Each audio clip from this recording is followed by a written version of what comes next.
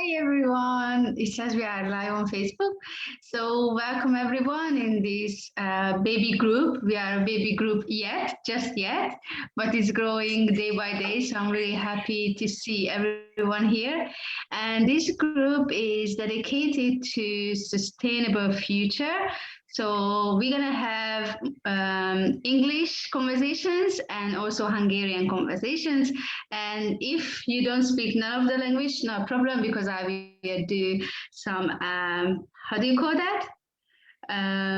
Captions, captions. Yeah, so everyone will read on their own language. So, first episode, welcome, Juditha. Thank you. We're going to talk about consciousness and Kangen water and how they come together. And let's just start somewhere. Where would you like to start? Okay, I would like just to introduce myself and say about my experience with the sustainable journey. So I have been working in the waste industry as a waste awareness manager for 8 years. I studied also waste awareness and management at university. And I always thought like, yeah, I'm gonna change the world. I will tell everyone that recycling is good and we can minimize waste. And when when I actually had to do that at work, it was more about business. I had to complete paperwork. I didn't get to do those fun things. So then I realized that the waste industry is actually a business that has to generate money, right? No one will take the rubbish away for free. And that's where many people get stuck. They want to do something sustainable and something good for the planet, but how can they earn money with it? And there are a few ways, for sure there are. And I found at least one really great one and many little ones as well. So I want to talk about that tonight. Yeah, so okay, that's a great beginning of the conversation. And let's start with, so the title is Consciousness and Kangen Water. So how can consciousness and the things that you studied at university coming together? So how can you be consciously sustainable and also living in a money world, living in a doing world, an action world, and bring everything together? Okay, great question. So many people think, let's start there. I think that there are three types of people when it comes to minimizing our waste, because recycling doesn't work anymore. It just gets taken away somewhere. They have to process it. It takes energy and work and money to process and create more new waste that again we consume. So it's not a sustainable option. Recycling is okay, but we produce much more than we can recycle. So we have to minimize. Just 1 second. That's very interesting that you are saying this, because you can see this everywhere that, oh, now we are recycling. And that's, for me, I thought is something big. So I was so happy to see that all around the world, no matter where did I live, this was an option and it was available for everyone. So is it actually not that big thing? It's a triangle. There is a waste hierarchy triangle. The worst thing is to chuck it in the ground or burn it. The second best thing is that you can do with the waste is to repair or reuse somehow. No, actually to maybe compost, then to repair, reuse, recycle first, then repair, reuse, and then minimize. So if you can do one step better than the worse, I could have a triangle prepared, but I didn't anyway. So the worst is like ground, then burning, then recycling, then reuse, and then is minimization. Because if we don't create the waste in the first place, we don't have anything to reuse, recycle. We don't have energy to spend, money to spend, and it's no problem, right? Yeah, but how do you get there when anytime we go to the shopping centers, or, because sometimes we can have the situation of living at the, I don't know, like a big city center, and there is not many farm shops. So then the people are going to the shops, but there everything is in plastic. Everything is pre-made, prepared. Everything is fast food, is junk food. So I'm not saying it's a kind of excuse, but sometimes it does really make it hard because this is what we see. This is become a kind of normal, and Yes. is something extra when you actually buy something bio, or when you buy something from the local farms. That is So harder to find. That's my only my opinion. exactly, but it's up to us, because with each pound, each penny we spend in the shops, we are voting into what future we want to see. If we make the effort that we go and find a farm shop or buy like loose veggies, we can take our bag into the shop and put the fruits into our bag and stick the sticker on it. No reason why not. People will maybe laugh and look weirdly, but we can do that. And so it's up to us to make sure that there is demand for sustainable options. The supermarkets are also businesses, and they will not focus on sustainable choices. They focus on the cheaper choices, right? And also they are governed by the government, so they give them some rules, but not enough, right? We can push to them from the other side by demand. And it's like, okay, you start not buying the packaged stuff. Then you tell your neighbor, oh, I decided I am not gonna buy packaged stuff. I am always going, I have this bag with the smile on it, and I go with it to the shop and I use this. And maybe she's gonna get inspired. Maybe she tells someone else. And it's like, I believe it can be the same as it happened with the almond milk and with the like gluten-free stuff. Suddenly everyone started buying it and the price for it went up, right? On the beginning, it was cheap. No one wanted it. Now people want it because they became aware of it and became aware that it's good. So the same can happen with the less packaged stuff. We just have to start with ourselves and inspire others around us. So what is the kind of first step? Would you call this as a first step when someone is thinking about, okay, I had enough, I had so much rubbish after me, I don't like to put my stuff in plastic, I don't like this system or whatsoever. And it's very important that I would encourage everyone to not go and fight against the system, because that's a kind of different energy and attitude as well. But what other ways can you come up with, and can you use, and can you normalize? So what would be, let's make a five step or five things that people can do even right away, like start from by tomorrow. So they can do a bin audit where we audit the black bin.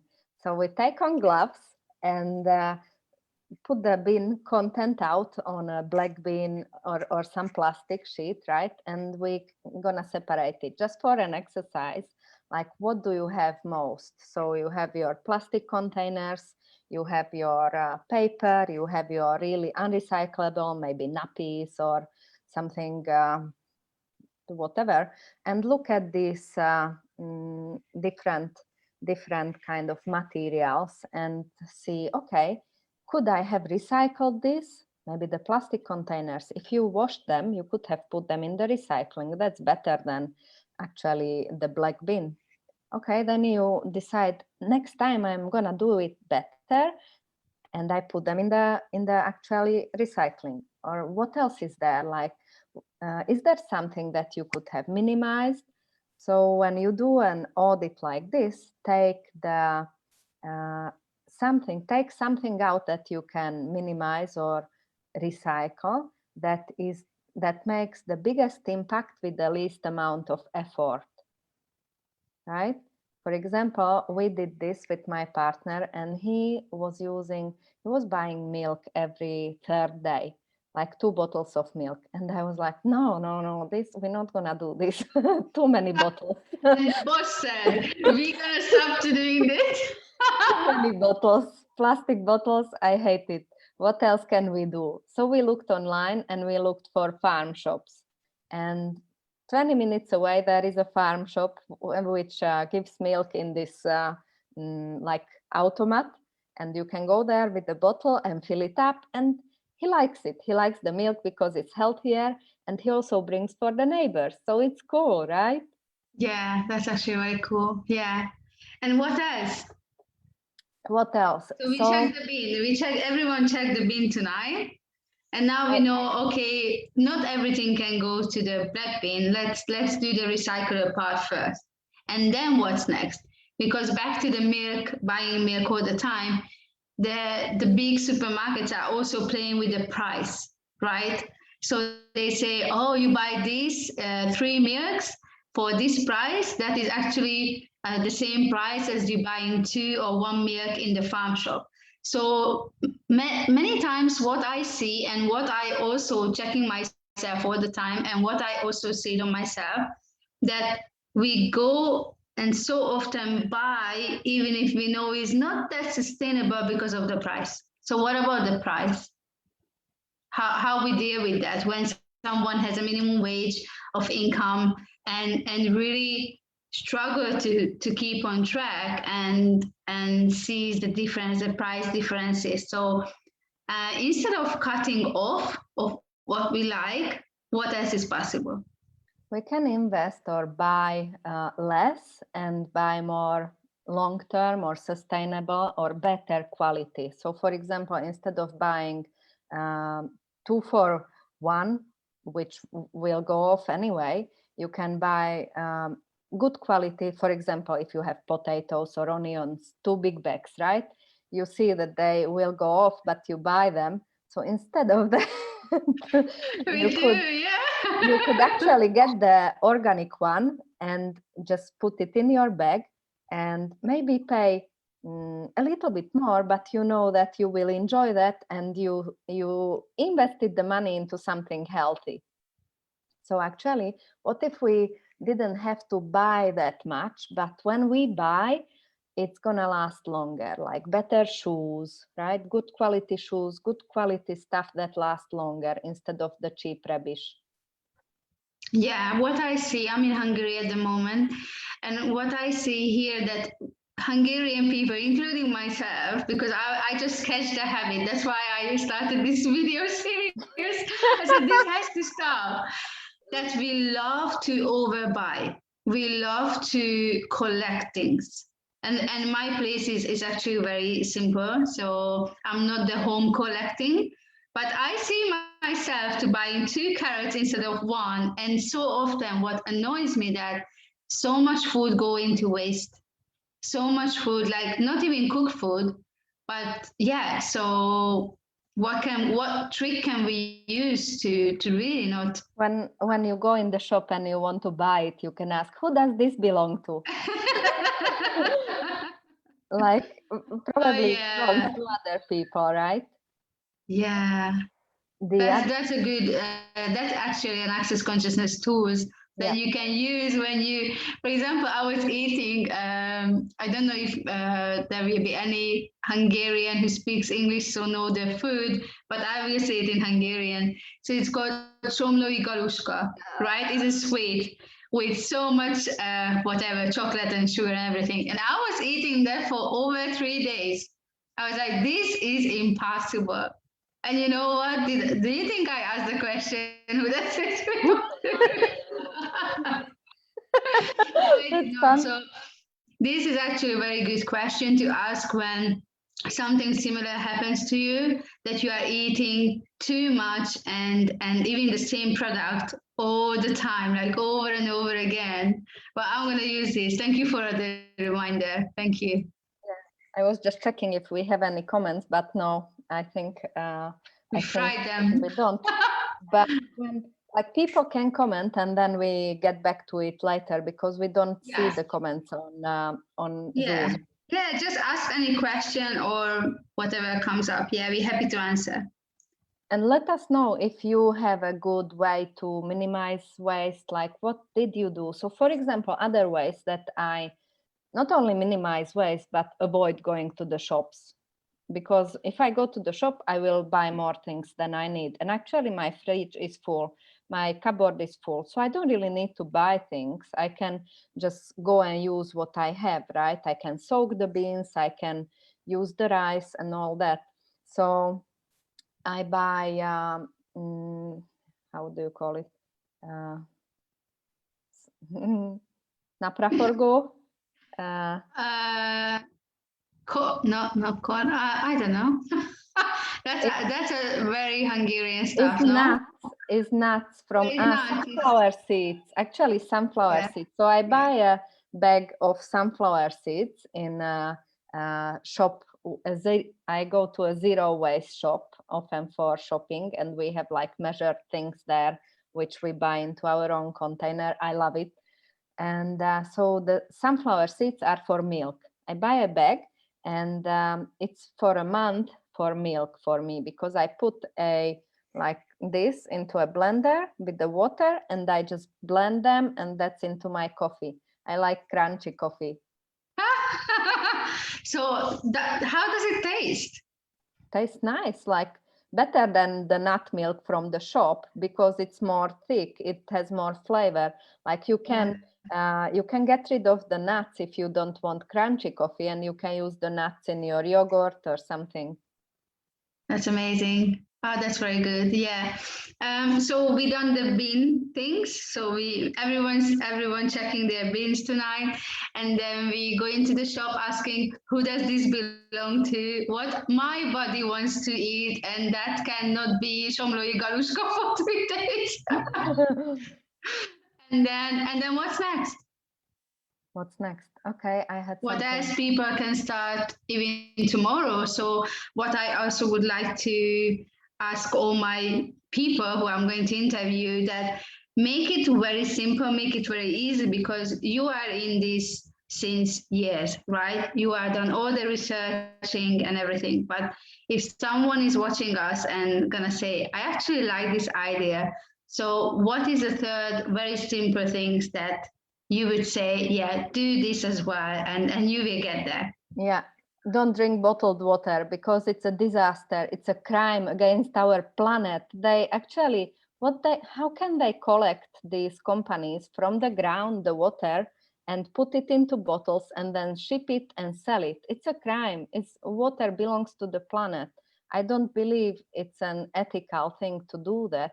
And plus, is not any healthier than the tap water. So the difference between the tap water and the bottled is that often the tap water, of course, it can contain like hormones, because it doesn't, where they clean the water, they don't clean it totally out. It can still, they just check the contaminants which are on the list, right? Which are now at this moment classed as they have to be under a certain limit. But do they check for pesticides, hormones, microplastics? They don't check all those things. And also, like if they contain the contaminants like heavy metals or stuff like that under the limit, it means that short term is not going to harm you, but long term, we don't know what it long term creates in our body. Who have done long term tests on tap water, like 20 years or so? And of course, it depends on the locality where you are. And the other thing is that because the tap water has the chlorine, it creates free radicals in our body. And it is actually acidifying and oxidizing the body, which means it creates an environment great for diseases. And we think we drink like okay water, or something that is actually detoxing and washing us from inside, but it's not. It's not making us any healthier. So many people are dehydrated and don't even know about it, and they go and take pills instead for constipation and stuff like that. They don't need pills, they need good water. Yeah, and I'm so grateful that you brought this in, because the other part of the conversation is about Kangen water that you are drinking at the moment. And back to the not drinking enough water is so true. Is such a big thing in this century. Like, if I would bring up, I don't know, six friends of mine, there would be only two of them, or maybe one, that is actually drinking good water, good quality water, and the amount that the body needs. So, okay, so the tap water is killing us, the butter water is killing the planet. So, what to drink? So the bottled water is often just filtered tap water. They tap water, they filter it in like factories, plants, and they bottle it. But once you bottle a water, it becomes dead after a while, because the water has good qualities when it's flowing in the stream, and it's going through the different like places, the rocks and the stones, and this filtering and this getting oxygen and minerals. That's when it's a good water. When you close it into a bottle, it becomes kind of dead, flat, and the toxins from the plastic leak into the water, and that's what we drink. What water is good, I think. So to reduce plastic, a good filter is better than nothing. If someone gets a like a home filter, I think it's better than nothing, right? It's cheap. I haven't tested it for chlorine and anything, so I don't actually know how much it filters out, or I cannot recommend if it's that much healthier. I used to use it, and I thought I was kind of happy with it. Well, we're gonna start somewhere, so Yeah. yeah, that's actually a good place to start. Yeah. Yeah. So then better from that is ionized water, which is also Kangen water. And ionizer is a machine which first filters the water, and then it creates electric charge in the water, which separates the water into alkaline and acidic. So the acidic part, the chlorine and all those things that are bad for us, they will flow from the bottom, and the alkaline minerals and good stuff will flow from the top. That's one important quality. The second is that it is more hydrating, because the electric charge is like giving it, spreading the molecule clusters of the water, which means they will be less molecules of water stuck together, and they will be able to penetrate our cells better. So with the Kangen water or other ionized water, you can make tea with cold water, because it is penetrating the molecules. Oh wow. Okay. Yeah. So how long you been drinking this water? 1 year. And how was the beginning? And was it weird taste? Or I will share my story because I tasted as well. So what are the benefits of drinking Kangen water? So it is also very antioxidizing, which means because the water molecules are split somehow, which I cannot explain yet, it creates an antioxidant in there, which will be it can be a very strong antioxidant, and it goes, so green tea could be -60 on the chart of antioxidation. The more you go into the minus, the more antioxidant it is. And like strong Kangen water can be -500 or -600.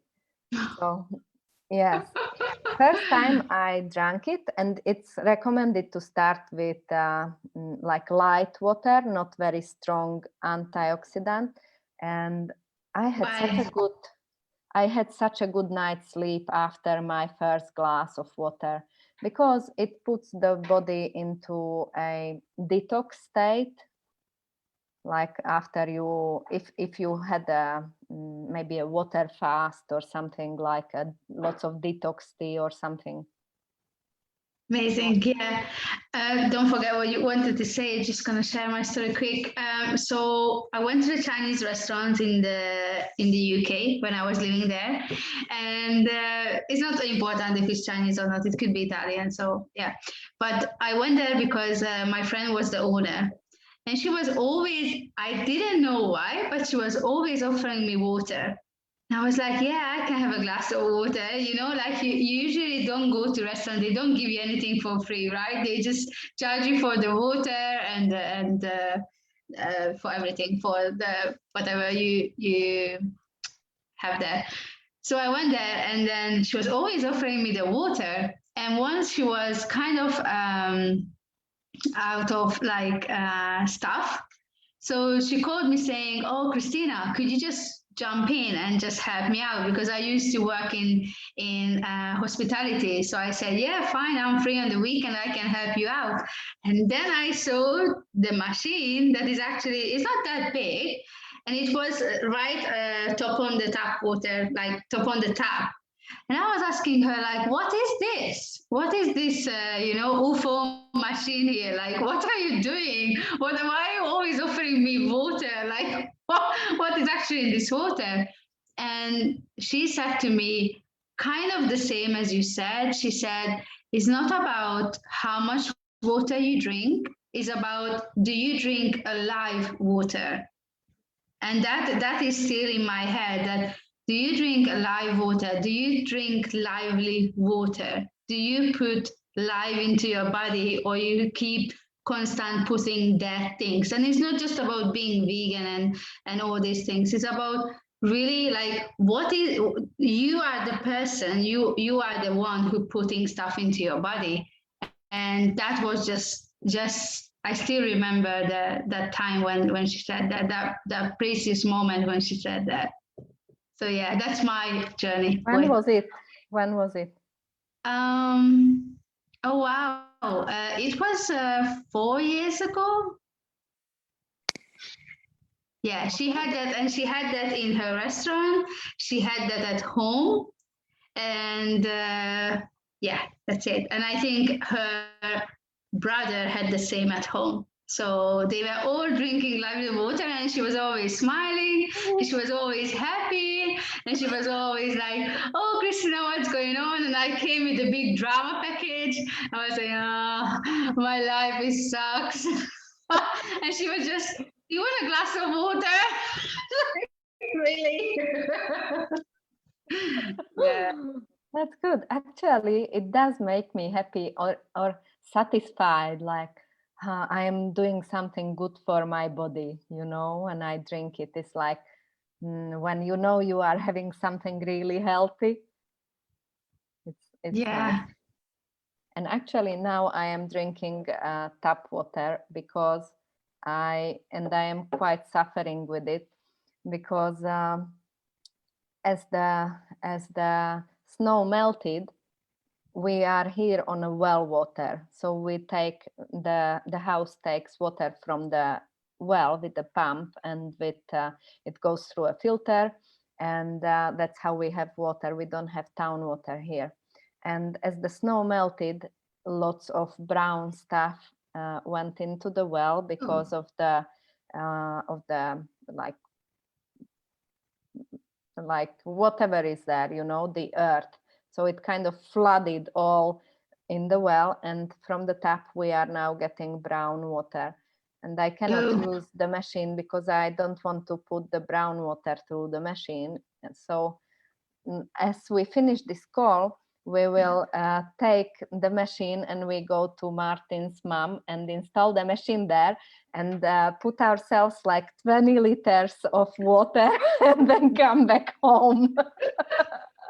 That's an option too. So that's amazing. And what else do we need to know about this machine? So how does it look like? Can anyone get it? Or yes. How does it work? Yes, anyone can get it. Like it's not the cheapest, but it's a 25-year investment or more.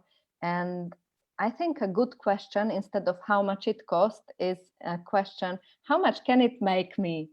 And how I came across this machine is actually not for health. I came across this because of a business. I wouldn't have bought myself a water ionizer because I didn't think it's that important. Like, okay, health, what? I have a filter, yeah. And like, what is probably the same. I don't even want to know more. I just want to travel in Italy and earn money from my laptop. That's what I want. So for that, I had to look at some options, like how am I going to earn that money, right? So I came across this water, and this is a business model that so many people use and travel and earn money online or even in person. And that's why I got the machine for the business, but it's actually great for health as well. Otherwise, it's also great for like stop using chemicals in the home, because it creates other waters which are good for cleaning, disinfecting, for beauty like hair and skin, and also good for stains, for oil removal, and for pesticides from the veggies and fruits. That's amazing. Yeah, I think I follow the girl who used only the water. So she put in like a small glass that you can pump out, and she uses that. Only the water. She spray that on her face, I think every morning maybe, and she looks beautiful. She looks so beautiful, and like all these wrinkles or whatsoever what we have, and oftentimes the bag underneath the eyes that is coming from not drinking enough water. You don't have one any. can see it. You don't have any. but yeah, so I think it's very important, and I like the fact that in 2021 I have to look at the calendar, because sometimes I'm not sure with all this drama that what day is it. So I think it's also amazing that in 2021 you can actually earn money and do something good for the earth. That's and so to good. do something good for yourself. So many people are stuck in the job that they hate. They go home and complain, and then they order pizza. Like, nothing wrong with pizza. I might have one tomorrow. Don't take me wrong, but you know what I mean. So you hate your life, you hate your job, you're not drinking enough water, you hate people who are doing selective recycling and all these things. So I think it's actually so cool that it's became possible that people can earn, because we are still in the money world, right? We need to generate money. You can generate money. You are looking after your health, and you do something good with the earth because you're not abusing it that much. So where could people start if they want to go on the Kangen water journey? Okay. So big community that can support you, either through me, or if you Google it, you can look it up and find what resonates with you most, because it's important that you pick a sponsor that is actually resonating with you and that you want to learn from, because your sponsor is actually, he is responsible, or he's gonna be most motivated to help you, because the system is set up to actually benefit your mentor and the one before. It's not it's kind of a multi-level marketing, but not a pyramid scheme, because not the person on the top earns the most, right? Anyone can earn the most, because it works in a way that you get mentored, and then when you are ready, you mentor others. But you don't want to do it for free, and it's set up that you will benefit from it. So it's a different style of mentorship, where you pay for the machine and you get mentored from your mentors, and then you drink good water in your home. What is your favorite thing about being in this community? What is the most what is the best part of it? Like, apart from having motivated all the time or having group conversations or Zooms or whatsoever, what is your favorite part of being and having a community? That this is a business that is actually forever, because you buy this machine for a lifetime, and the distributor ID and the possibility to earn money with it is forever. So even if you don't sell anything for 10 years and then you sell something, even then you're going to make money. So however long it takes, however long you resist, or you kind of, some people make money in 1 week, right? Who are ready to receive and jump in, yeah, I'm gonna do that. Others just want to experience benefits and then go slowly. That's fine as well. But you know, all those little like businesses and projects that you tried before and you left, well, this is something that you cannot leave because it's with you forever. So now you get to experience what is it like when you don't give up on your dreams. And that is your dream. And of course, you need money for it, probably. And this is just one really great possibility to generate money for it in a good way. So sooner or later, if you work on yourself, if you work on your limiting beliefs and on your receiving, you will get there. And people around you are helping you. That's what I like about it. So it doesn't matter how long it takes. It's a long-term game. And you mentioned the word receiving. So back to the consciousness part of the conversation. What is receiving meaning to you? What does it mean to you? When someone says, "Oh, are you ready to receive?" And what does it mean to you? And why is it important? To me, it means when I am not resisting and I drop my barriers and I don't have a point of view, when I am in the energy of, oh yeah, someone wants to buy a water machine from me. How cool. I wonder how much fun can they have with it. And yeah, totally. Like I am not in pushing, yeah, they have to, I want them to buy today, tomorrow, or I don't have any point of view. I'm just happy for them and that's it. And why is it important to not having point of view? And what the point of view means? We are just having this conversation, and people are like, what kind of words are they using? So what does point of view means? Point of view means like, for example, if I would think, no, it would be too good to be true. It cannot happen that I would just earn 10,000 pounds a month just like that. It's, for me, it cannot happen. It can happen to other people, but not to me. So why not? Because I am from Slovakia, because I am blah, blah, blah. You know, these are all points of views that have nothing to do really with reality from our soul point of view, who we are and what is our capability really. And why is it important for people who, even if they do Kangen, even if they don't, even if they find another modality or multi-level marketing or whatsoever, why is it important and how can it help to working on your limiting beliefs? And how do you get there? Because so many people are thinking, oh, I don't have any limiting beliefs, I'm just unlucky. That's a nice limiting belief. Like, I think those beliefs come up when we are trying to reach for something more. When I set myself a goal that this year I am gonna make 100,000 pounds, and then I break it down. Okay, so I could generate, or for that, I get to generate 2,000, and then next month 3,000, and then 4, and then 6. And then they come up like, how the hell am I gonna do that? And when I think of the possibilities, then I feel like, no, I can't do that, you know? That's when they show up. So how can we catch that? Is it actually listening what's going on in your mind, or how do you catch it? When you would like to grow and when you would like to thrive, how do you catch your limiting beliefs? A very good tool is interesting point of view. I have this point of view. That is actually, again, an access consciousness tools. We love access consciousness tools.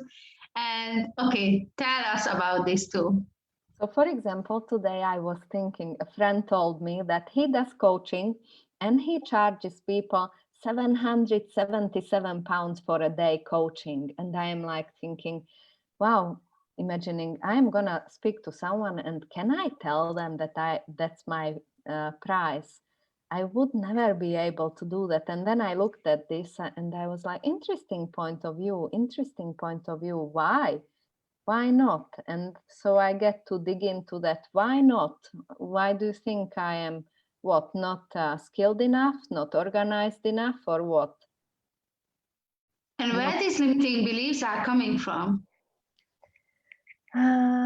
We picked them up. I think we grew up with them. We grew up seeing this from other people, right? And they just stuck with us. Well, we believe they here are in the true. background and yeah, talking to us. So if anyone has a limiting point of view or limiting beliefs, they just say, interesting point of view, I have that point of view, and then what happens? Do you have any stories about this, that when you actually used it and then the magic happened? I just get to see. So for example, if I look at this, I couldn't charge 700 pounds to someone for a day's coaching because I am not valuable enough. I look at that when I say that to myself. Interesting point of view, I have this point of view. Interesting point of view, I have this point of view. And I get to the core of that energy and it kind of dissipates, like it just becomes really an not my solid point of view anymore, but just not interesting, not sticking me anymore. And what else do you do with, apart from access consciousness? I know you do something different as well. Yeah. So what else do you do? What is your journey with being conscious and with working on yourself? I use also theta healing, which is great to dig into the reasons and to points of creation when we created or when we picked up this that I'm not valuable enough or not good enough, or where these blocks came in. So I like to think about it like sometimes we need to dig in to discover or eliminate the root cause of that trauma or problem, and so we can quickly then move on. And other times it's important that we don't always get stuck in digging in the past and digging all the beliefs up, because always we are so aware of other people's shit as well, and we can dig and dig forever and never get further. So it's good to find a balance with also like creating new, like who am I today? Asking access consciousness questions like, okay, what else is possible? Maybe using some the clearing statement for something, and like finding the balance between those two. Yes, I actually had a theta healing session with you, and I was at that time in Portugal on the beach, crying and hearing such a weird things that I would not just sit with someone and talk about it. So it was really deep, I could tell.